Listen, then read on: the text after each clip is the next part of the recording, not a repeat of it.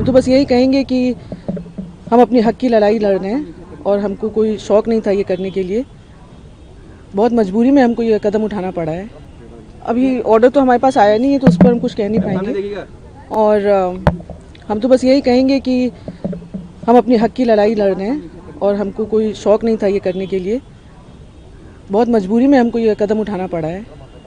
और जब एक लड़की का जन्म होता है, वो जब बड़ी होती है, यही सुनते हुए बड़ी होती है कि लड़की पराया धन होती है, उसको दूसरे के घर जाना होता है। 20 साल की उम्र में लड़की की शादी होती है, पर्दा सिस्टम फॉलो करती है वो लड़की और अपने ससुराल के ढांचे में अपने आप को ढाल लेती है, ये सोच करके कि घर एक मंदिर है और घर को एक मंदिर की तरह बनाना है। 3 बेटियां होती हैं उस औरत की, उस महिला की।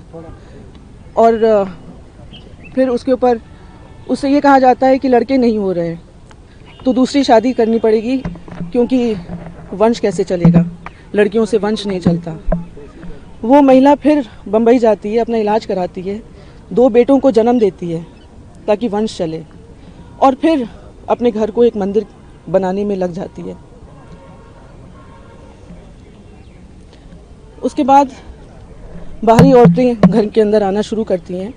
वो विरोध करती है, विरोध करने पर उसको घरेलू हिंसा का सामना करना पड़ता है। और ये कोई नॉर्मल घरेलू हिंसा नहीं, बहुत ज़्यादा घरेलू हिंसा, जहाँ पे अस्पताल तक नहीं भर्ती होने दिया जाता, ट्रीटमेंट नहीं होने दिया जाता, जानो कल की अखबार की सुर्खियाँ ना बने, उसको वापस बुला लिया जाता है बिना ट्रीटमेंट कराए कि घर में ट्रीटमेंट होगा। वो फिर भी चुप रहती है, क्योंकि बच्चों का भविष्य माँ से नहीं पिता से होता है। और मैं ही नहीं एक अकेली महिला हूँ कि जो चुप है, बर्दाश्त कर रही है। हमारी जैसी बहुत महिलाएं हैं जो चुप रहती हैं, बर्दाश्त करती हैं अपने बच्चों के लिए, अपने घर के लिए। पूर्वज जो मना करके गए घर को समेटने के लिए, बहुत कुछ सहना पड़ता है एक औरत को। फिर गोली चलती है, वो तब भी चुप रहती है। फिर उसको उसके दस्तखत फौज किए जाते हैं, संपत्ति नौकरों के नाम दी जाती है, ड्राइवर के नाम, खाना जो बनाता है उसके नाम, MLC के नाम, अननोन लोगों के नाम, ताकि उसके पास कुछ भी ना बचे। फिर डिवोर्स फाइल किया जाता है और डिवोर्स के आड़ में इतने सारे केसेस उस महिला के ऊपर थोप दिए जाते हैं। पुलिस प्रशासन उसके अगेंस्ट झूठे FIRs लॉन्च करती है, झूठे चार्जशीट लगाती है। Lucknow police, Delhi police, Uttarakhand police, Uttar Pradesh police.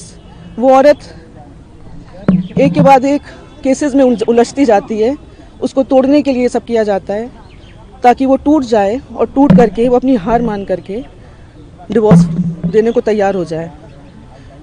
लेकिन हम टूटे नहीं, इनफैक्ट हम और मजबूती से खड़े हुए हैं और न्यायालय पे हमें बहुत भरोसा है और सच्चाई की जीत होगी।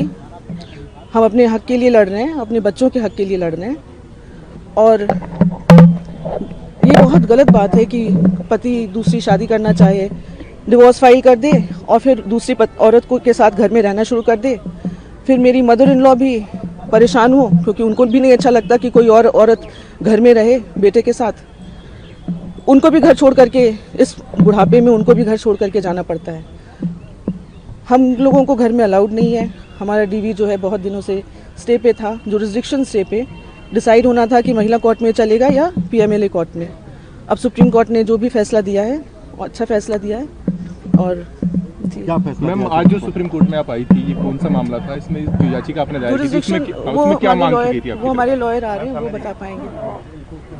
कोर्ट कचहरी की चीज़ें तो भैया हमारे लॉयर ही बता पाएंगे। आपको आखिरी एक सवाल, चूंकि आप जिस शख्स से लड़ रही हैं वो आपका अपना है, लेकिन बहुत प्रभावशाली और रसूखदार भी है, जिसकी बात कोर्ट के सामने आप लोग रखते आए।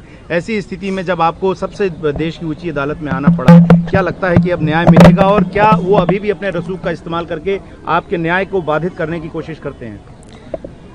भैया जी, हम क्या कहें इस चीज़ का।